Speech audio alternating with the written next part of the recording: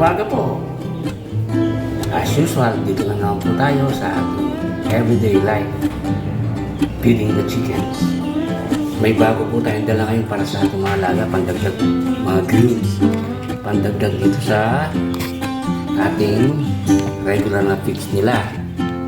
Ito po, kasi napakarami kong bunga ng sili ko sa bahay.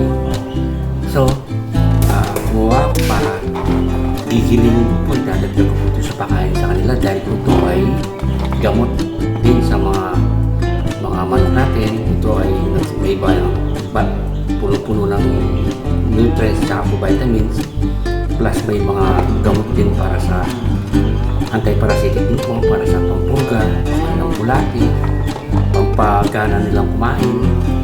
Hindi naman po karamihan, konti lang para huwag masyadong madami kasi baka madami yung tiyan nila. So, konti lang naman ito ihahado natin. Plus, samahan natin ng walang kamatayang ating diagwa na nakukuha natin sa garden. Pati po ay gigilingin natin, gagamitin naman natin yung powerful na tool natin para mas mapadali ang trabaho natin. Plus,